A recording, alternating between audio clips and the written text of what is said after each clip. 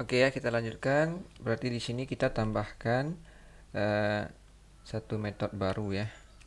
Kita tambahkan sebuah metode baru untuk memanggil bagian eh, model ya, memanggil metode untuk menghapus data dari model. Nah, ini kondisinya kita bikin seperti ini ya. Kita akan periksa parameter ACT ya pada URL ya. Ketika parameter ACT pada URL itu ditemukan dan nilai dari parameter ACT-nya adalah hapus. Nah, ini kenapa hapus? Karena di bagian book list-nya kemarin kita sudah bikin ketika link hapusnya itu dipilih, maka dia akan mengirimkan parameter ACT dan nilainya itu hapus ya. Kita cek ya di bagian book list-nya. Nah, ini di bagian book list ya, ini tidak ada yang berubah ya, sama seperti source code sebelumnya. Di bagian view book list ini yang tampil di sini ya, tampil semua data buku. Kita sudah bikin sebelumnya URL untuk penghapusan data buku ya. URL-nya index.php ya, parameter buku nilainya adalah kode buku, parameter ACT itu nilainya adalah hapus. Nah, sehingga tadi di bagian controller di sini kita bikin kondisinya ketika parameter ACT ada pada URL dan nilai dari parameter ACT-nya adalah hapus, maka kita akan eh, memanggil ya atau menjalankan fungsi penghapusan data di sini. Ini coba kita tes dulu ya, echo eh, fungsi hapus. Ya. Saya bikin seperti ini untuk kita pastikan bahwa kondisi ini sudah berjalan ya. Refresh dulu. Saya pilih hapus di buku Jungle Book. Nah, tampil ya. Tampil di sini fungsi hapus. Nah, berarti kondisi di controllernya sudah benar ya, sudah benar kita buat seperti ini. Nah, selanjutnya di sini tinggal kita tambahkan perintah ya untuk melakukan penghapusan data. Yang pertama kita akan panggil bagian model ya. Tepatnya kita akan panggil metode delete books ya. Tadi di bagian model ada metode namanya ini ya, delete book. Nah, berarti di sini pakai huruf besar ya. Seperti ini. Kita akan panggil metode delete books. Nah, kemudian karena di bagian model metode delete books ini dia memiliki argumen ya berupa kode buku nama argumennya. Maka ketika kita panggil metode ini kita harus mengirimkan nilai untuk argumen kode buku. Nah, tadi kita cek lagi di URL ketika kita pilih tombol hapus, maka di di bagian view book list ketika kita pilih link hapus ya, ini kita ini dulu ya, disable dulu ya, disable dulu, ini udah terhapus pula. Kita ulangi ya, ini ketika kita pilih link hapus di sini, maka di URL akan dikirim dua parameter ya. Parameter pertama parameter book ya, nilainya adalah kode buku dari record buku yang dipilih tadi. Kemudian parameter kedua ACT, nilainya hapus. Nah, sehingga di sini ketika kita panggil bagian model ya, kita panggil method delete book, maka yang akan kita kirimkan sebagai nilai untuk argumen parameter kode buku ya. Ya, untuk nilai dari argumen kode buku atau nilai dari argumen parameter kode buku adalah get book ya. Nah, karena di URL ya nama parameternya adalah book seperti itu. Ya. Sudah kita panggil method delete book, kemudian kita cek ya metodenya ya. Method delete books tadi yang di bagian model itu kan ada returnnya ya. Returnnya. Kalau misalnya dia returnnya itu 1, berarti penghapusan berhasil ya. Kalau returnnya 0 berarti penghapusan gagal. Maka di sini kita cek nih ya, if delete book ya, variabel delete book ini nilainya lebih besar atau sama dengan 1 ya, ini artinya kondisi untuk mengecek apakah sudah berhasil atau belum nih.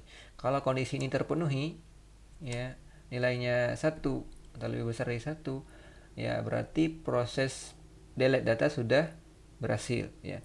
Nah, di sini kita berikan echo ya, dalam bentuk JavaScript kita kasih alert bahwa data berhasil dihapus, kemudian kita redirect ke halaman utamanya, halaman index.php ya, kita arahkan halamannya ke halaman utama ya.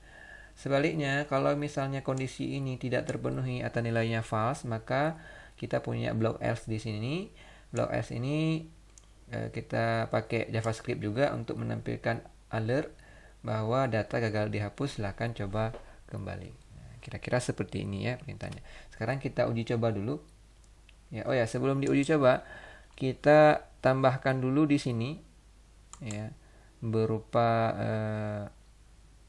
notifikasi ya, atau form konfirmasi ke user apakah dia akan menghapus data atau tidak ya. Kenapa kita perlu menambahkan ini? Karena ya, pada data list buku ini bisa jadi si user itu nggak sengaja dia pilih tombol atau link hapus ya, nanti kalau dia nggak sengaja langsung hapus datanya, sehingga perlu ada konfirmasi ya, apakah yakin dia akan menghapus data tersebut.